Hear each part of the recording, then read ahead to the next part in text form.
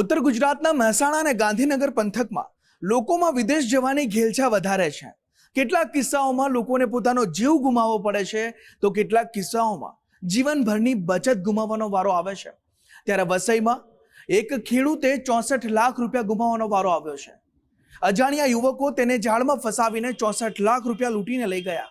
આ કિસ્સો શું છે આખી ઘટના તે જુઓ ધ ક્રાઇમ સ્ટોરીના આ ખાસ અહેવાલમાં।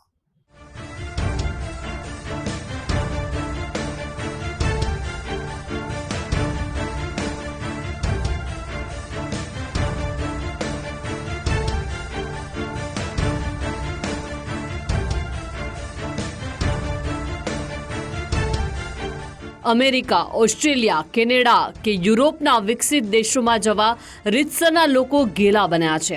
મહેસાણા જિલ્લામાં વિદેશ જવાની ઘેલછામાં વારંવાર લોકોએ જીવ ગુમાવવાના બનાવ બને છે તો ઠગોની જાળમાં સપડાયેલા લોકોને આફ્રિકા કે મધ્ય પૂર્વના દેશોમાં ગોંધી રાખવામાં આવે છે તો અનેક કેસમાં લોકો વિદેશની લાલચે જીવનની મોટી બચત ગુમાવી બેસે છે। મહેસાણા જિલ્લાના વસઈ પોલીસ સ્ટેશન વિસ્તારમાં આવો જ એક બનાવ સામે આવ્યો છે, જ્યાં વસઈ ગામના વતની અને વ્યવસાય ખેતી કરતા બળવંતસિંહ ચાવડા પોતાના દીકરા સિદ્ધાર્થને ઓસ્ટ્રેલિયા મોકલવા માંગતા હતા। જે દરમિયાન તેમનો સંપર્ક વિદેશમાં વસવાટ કરતા નિલેશ બ્રહ્મભટ્ટના નામના એજન્ટ સાથે થયો।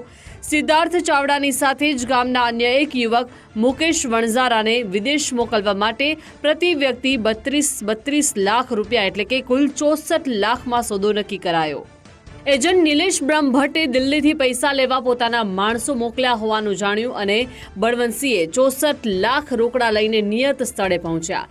એજન્ટ નિલેશના બે માણસો ફરિયાદી બળવંતસિંહને ગોજારિયાથી ગાડીમાં બેસાડીને ડાભલા 4 રસ્તા પાસે આવેલા રાધે ગેસ્ટ હાઉસ લઈ ગયા, જ્યાં એજન્ટના માણસોએ પિસ્તોલ કાઢી ફરિયાદીને મોતનો ડર બતાવીને 64 લાખ રૂપિયા ભરેલી બેગ આંચકીને ફરાર થઈ ગયા હતા। આ લૂંટારાઓ એક સફેદ સ્વિફ્ટ કારમાં બેગ લઈને નાસી છૂટ્યા। રાધે ગેસ્ટ હાઉસમાં લાગેલા સીસીટીવી કેમેરામાં લૂંટારાઓ બેગ લઈને નાસી છૂટતા હોવાના દ્રશ્યો કેદ થયા। ફરિયાદી બળવંતસિંહ ચાવડા એજન્ટ નિલેશના ઇશારે જ લૂંટ કરનારા આરોપીઓ સામે વસઈ પોલીસ સ્ટેશનમાં ફરિયાદ દાખલ કરી। અમે નિલેશ એજન્ટને કામ આપેલું।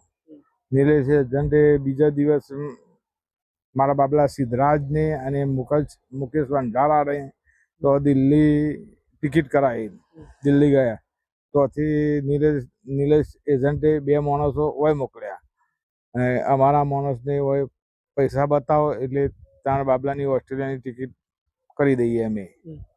તે અમે આવ્યા 2 માણસો હોય અમે પૈસા પેમેન્ટ બતાવી, પૈસા ઘણા થેલામાં ભર્યા એટલે રિવોલ્વરની અણી પર લઈને ભાગી ગયા। કેટલા લોકો હતા? 2 લોકો? બે જણા। કેવા લાગે? હિન્દી પાસે? હિન્દી હતા, એક દાઢીવાળા હતા, એક દાઢી વગરના હતા। વસઈ પોલીસે ગુનાની જાણ થતાં જ ત્વરિત જિલ્લામાં નાકાબંધી કરી એજન્ટ નિલેશ બ્રહ્મભટ્ટ અને દિલ્હીથી આવેલા શખ્સો વિરુદ્ધ ગુનો નોંધી ઝડપી પાડવાના ચક્રો ગતિમાન કર્યા છે। આ લૂંટારાઓ જે સ્વિફ્ટ કારમાં આવ્યા હતા તેની નંબર પ્લેટ ન હતી। મહેસાણા પોલીસે અલગ અલગ ટીમ બનાવી સીસીટીવી ફૂટેજ અને મોબાઈલ લોકેશનના આધારે લૂંટારાઓને શોધી કાઢવા હવે તજવીજ હાથ ધરી છે।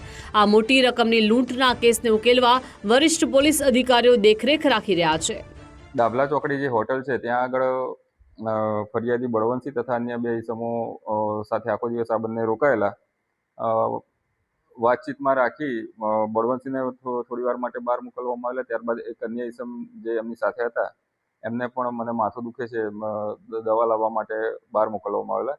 એક જ વ્યક્તિ હોટલમાં રહેતા આ જે બંને ઇસમો જે બહારથી આવેલા હતા તેમણે હથિયાર બતાવી આર્મ્સ નો દેખાડી અને ત્યાંથી પૈસા ભેગા કરી અને ત્યાંથી નાસી છૂટેલા। એક સ્વિફ્ટ ગાડીમાં જે ત્યાં નીચે આવેલી તેમાં આ બંને બેસીને નાસી છૂટેલા।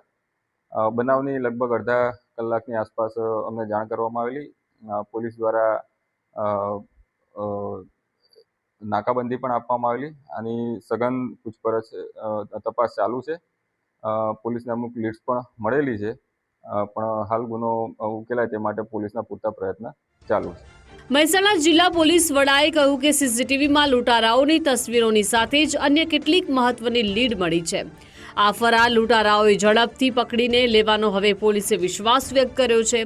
પુત્રના ઉજ્જવળ ભવિષ્ય માટે વિદેશ મોકલવા ભેગા કરેલા લાખો રૂપિયાની લૂંટ થતાં પરિવાર પર આભ તૂટી પડ્યો.